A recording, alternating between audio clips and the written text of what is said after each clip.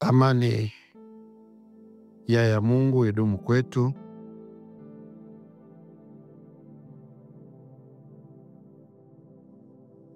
Ndiyo, waalimu na wahalimi mbalimbali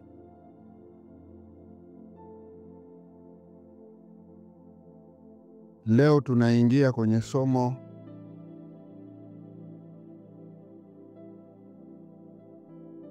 la viumbe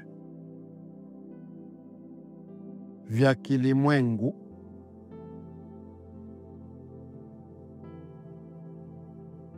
kama majini,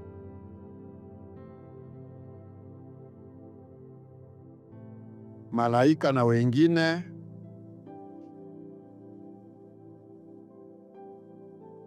walivyowaundia watu lugha na kuwakaririsha watu mambo ambayo yako kinyume ninayotaka niyaseme leo hapa.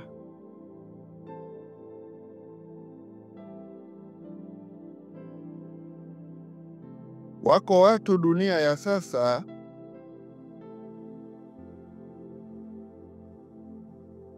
wanakwambia jini haishi kama wewe mtu. Jini anakaa miaka mingi sana. Labda jini mmoja anaweza kuishi miaka 1000, miaka 10,000. Hizi ni lugha ambazo hawa viumbe waliacha wamewaongopea watu kwa lengo la watu wawaadabie viumbe hao baada ya kusikia hivyo.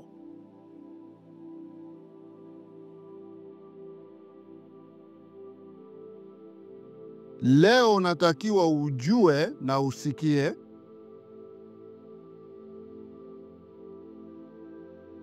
ya kwamba jini anaishi miaka kama anayoishi mtu tu.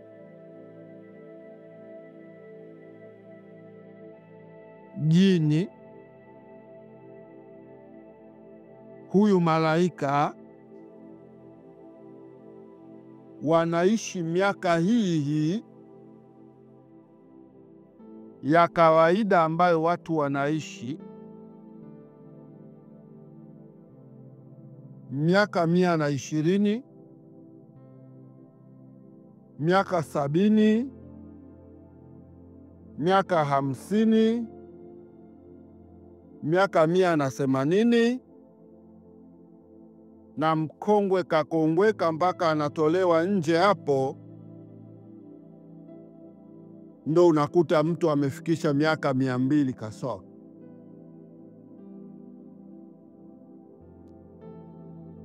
Na majini ni hivyo hivyo.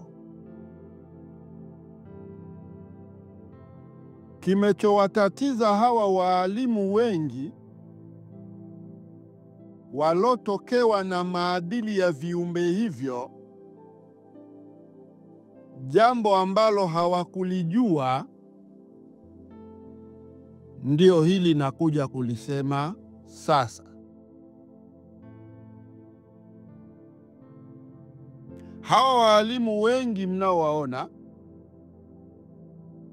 wameotii maisha ya hivi viumbe, ikiwa njia ya kiimani na mambo mengine ya kitaaluma. Hawa kuna lugha gandamizwa walipewagwa.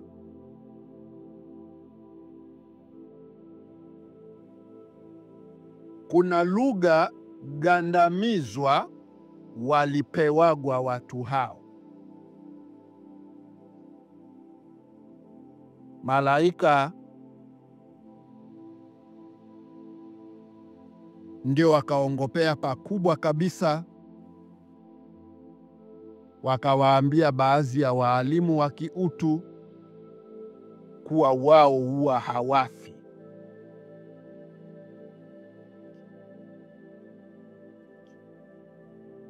Waalimu hao wa kiutu,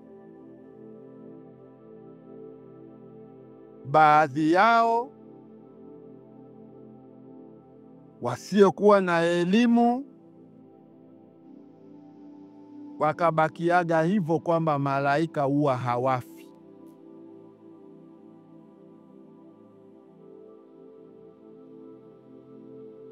Wakabaki na hadithi hiyo eti kwamba malaika wao huwaga hawafi.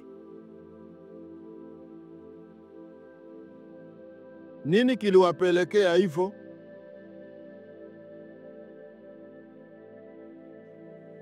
Malaika, hii mitindo ya kuishi kiroho, baada ya malaika fulani kufa,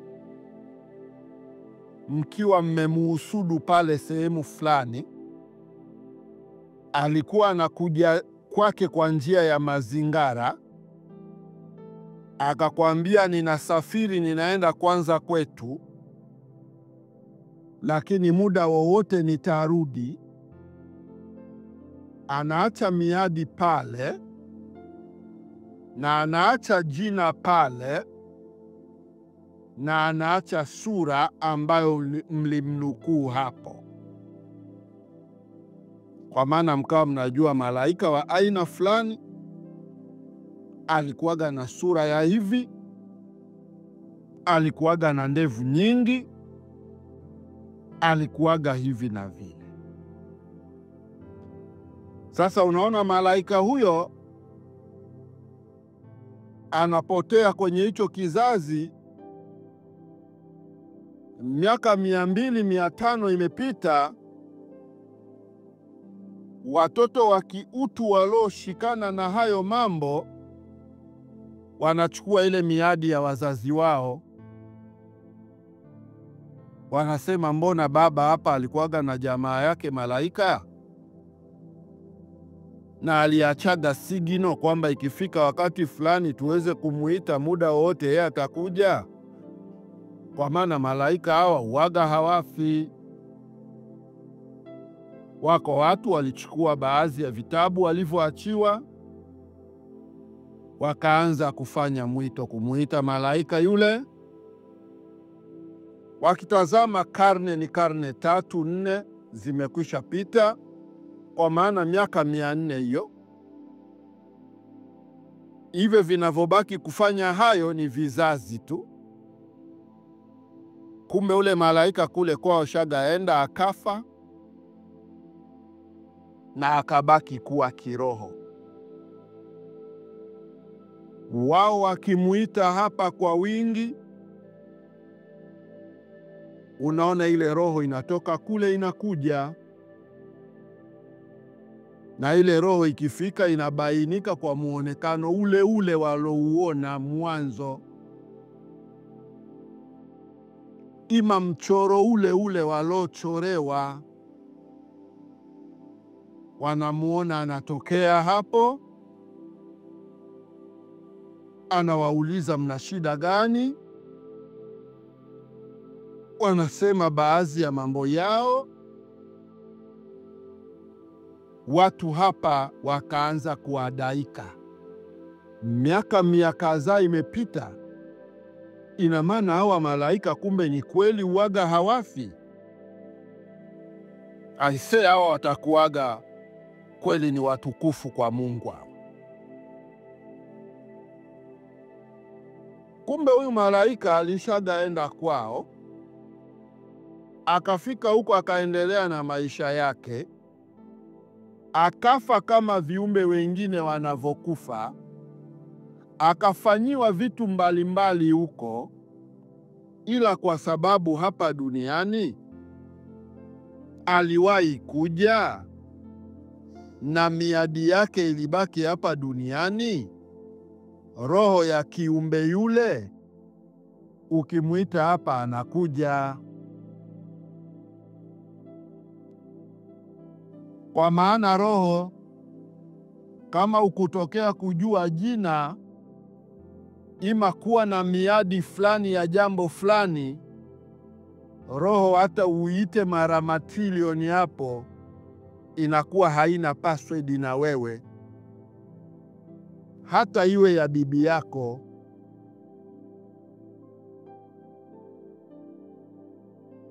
Najua naeleweka vizuri hapo.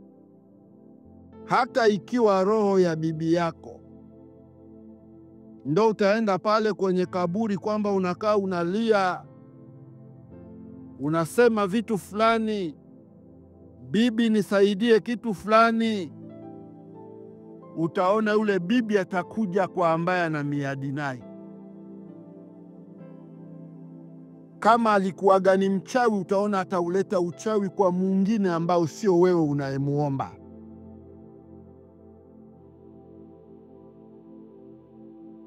Unaona roho zilivyokuwa tofauti hapo.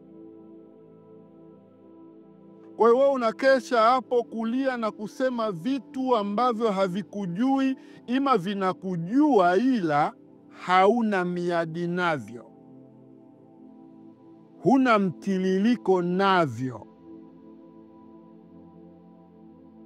Unakesha hapo, unafanya ya kwako, unaona kwako hakuna matokeo. Lakini kuna mwingine hata haombi,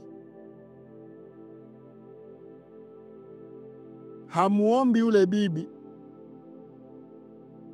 lakini utasikia roho ya ule bibi imekuja kwa mjukuu wake fulani wa kike, ima mjukuu wake fulani wa kiume, imekuja kuweka maskani na mambo yake na kuja kuyaweka hapo. Ni nini?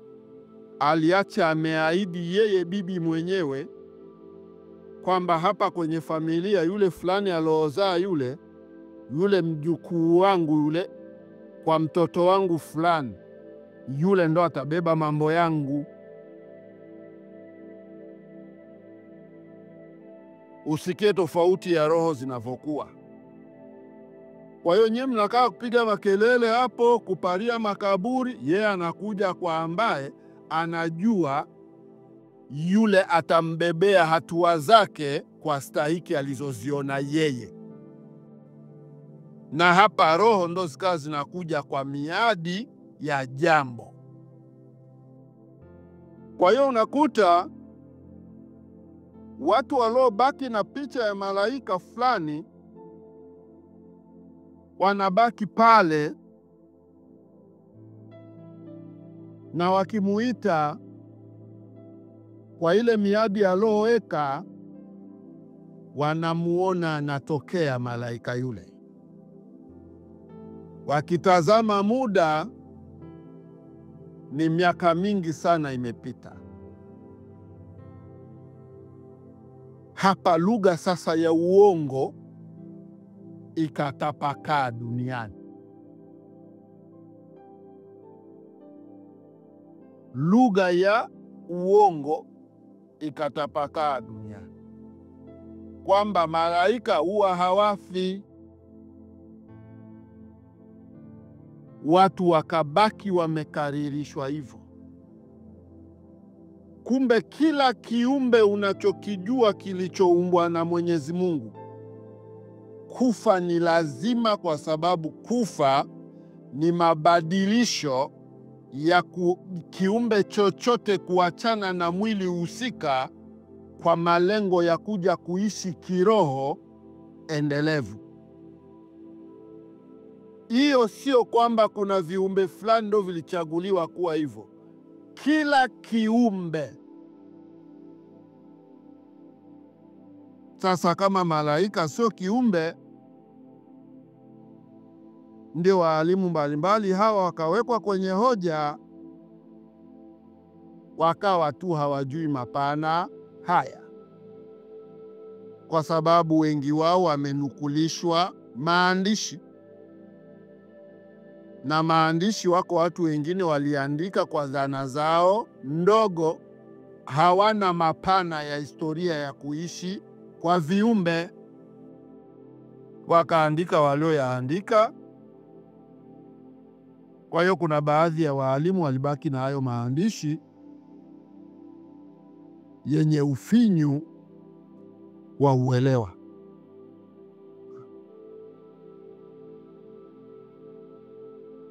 Kwa hiyo hadithi zilizobaki kwa watu kwamba malaika huwa hawafi, watu wengi walogubikwa na hayo wakabakiaga na lugha hiyo.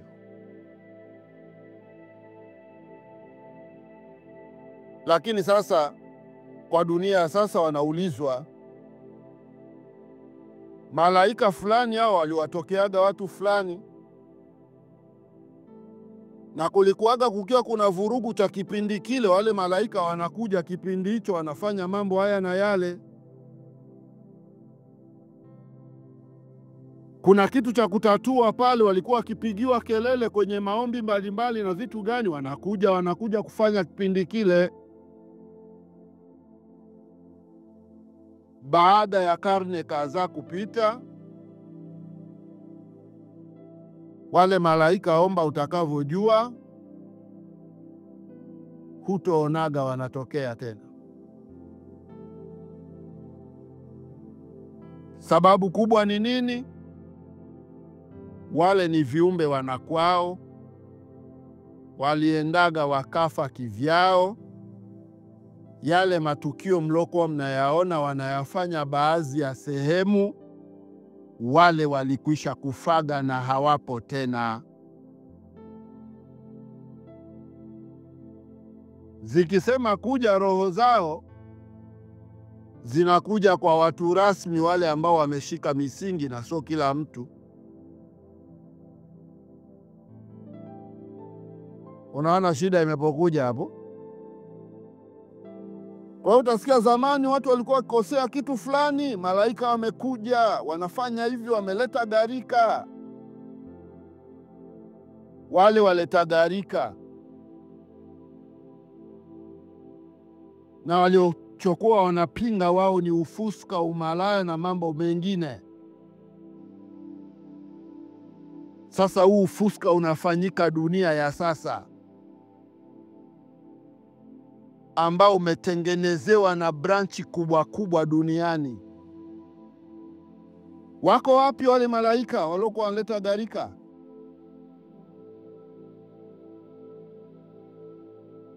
Wako wapi wale? Mpaka watu wamejiamulia kujitafutia aina ya ushoga na usenge, kuufanya kuwa maisha yao, na sio ya kuficha, ni ya kunadi kwenye vyombo vyote vya habari kwamba ni haki ya watu kuishi hivyo. Ndoa za jinsia moja ni maarufu dunia nzima, na watu maarufu wengi wamezifanya. Wale malaika wale waleta gharika wako wapi? Wale wanaohukumugi watu wa zinaa, watu wakifanya zinaa na uchafu, wale wanakuja wanahukumu, wako wapi? Mnajua wazi kwamba wale walikuwa ni matokeo ya kipindi fulani, wakafanya vurugu zao za wakati fulani, na kwa sasa hivi wote wale hawapo na walishaga kufaga, mkabaki na majina yao tu. Mmebaki na majina,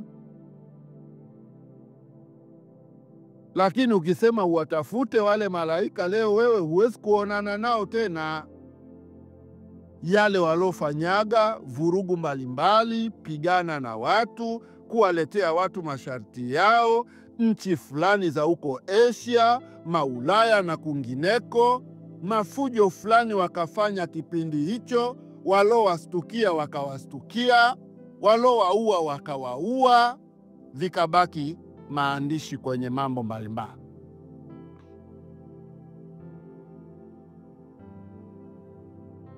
vikabaki kuwa maandishi yako hapo. Kwa hiyo Mwafrika wa leo anakufa na hayo maandishi sasa, anakufa na hayo majina, ndo analia pale na maubani yake, anachoma maubani pale, yuko bize, anaenda kuomba kwenye viumbe ambavyo vishaga kufaga na vishaga maliza misheni yao na havipo, vilishaga maliza mikakati yao.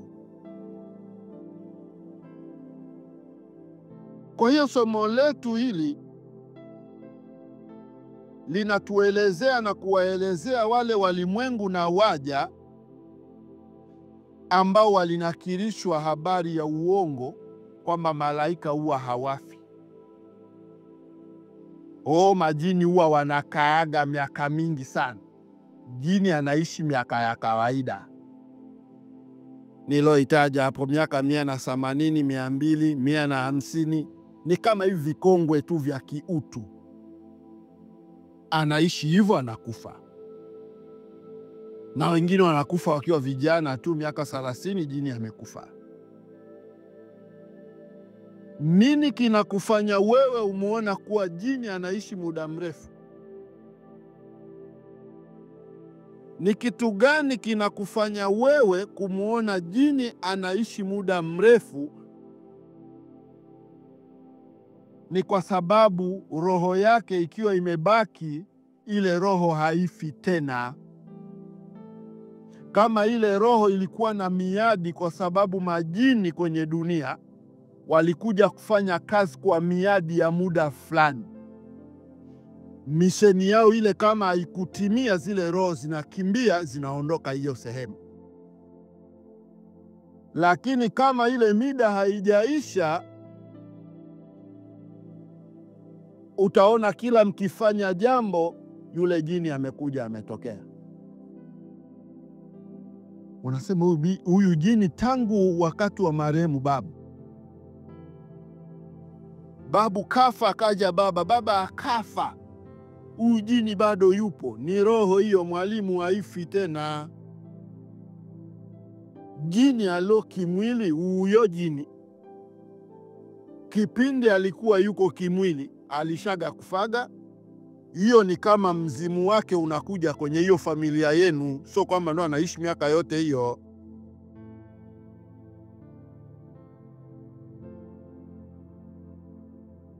Waalimu, tunaelewa hapa?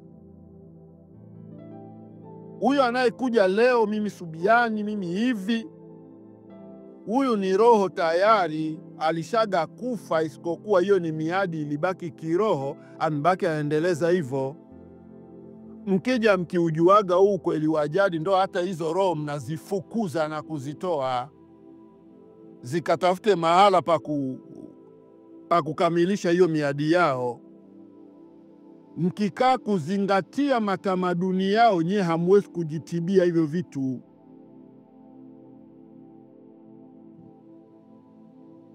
Hamwezi kujitibia hivyo vitu. Mtabaki kujiongopea tu, mti kwamba nimemuombea hapa, nimechukua kitabu cha kilimwengu, nimesoma maombi yangu hapa. Atakimbia hayo maombi humo, anakwenda kukaa kwa mwili wa mtu mwingine ambao bado ana ujinga huo wa mapokeo. Kwa hiyo hawaendi popote, kwa sababu mko ndani ya tamaduni zao. Kwa hiyo ukimsomea vihukumu fulani hapa, anaona huyu kanishambulia na vihukumu vyetu vingi ambavyo viongozi wetu waliviweka humu kwenye kitabu, ngoja nimpishe. Sio kwamba anaondoka, anampisha tu, anatoka kwenye hivyo vimaombi vyako unavyofanya hapo, anahamia kwenye kichwa cha mtu mwingine.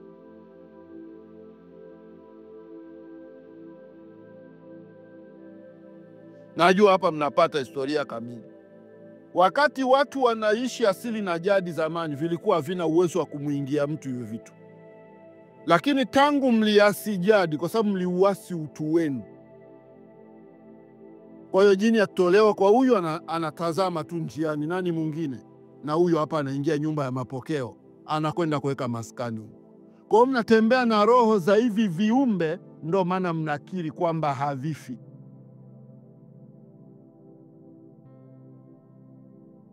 Mnakiri havifi kwa sababu mnaishi na roho zao ambazo ziliacha miadi ya kukukandamizeni. Mwanajadi anayekuwa mwanajadi ametoka kwenye vita hiyo, anakuja hapo, anatolewa hivyo vitu na hutaonaga vinarudi kwenye mwili wake. Lakini wewe tolewa kwenye imani hizi za kilimwengu, utakaa baada ya muda utasikia vilinirudiaga tena. Sasa vitakosaje kurudi wakati wewe ni maskani yao? Kwa hiyo mnabaki kuishi kwenye maigizo ya viumbe hivi vilivyowafanyeni watu kama watu. Ukisema unavikataa, kataa tamaduni zao, kataa mambo ambayo yaliletwa na wao, uishi utu. Ukitolewa jini hapo linatoka. Lakini akikwambia mwalimu fulani amekaa ndani ya ile tamaduni ya kilimwengu, eti kaniombea pale yule jini katoka, kataa hicho kitu. Jini hawezi kutoka kwa staili hiyo. Anakataa zile kero za muda ule za kupigiwa makelele na kufusha vimaubani. Kwa hiyo anavipa muda tu, imekwenda mbeleni, anakuja anarudi tena. Wewe unabaki unalia na mtaalamu hapo. Yule mzee hajui kunisomea vizuri kwa kweli. Vilirudi vile vitu. Hakuna anayeweza kusomea vizuri ndani ya walio kwenye tamaduni za viumbe hao hao. Hakuna anayeweza kukusomea vizuri kwa sababu hayo mambo yenyewe ni maundo kutoka kwenye viumbe hao hao.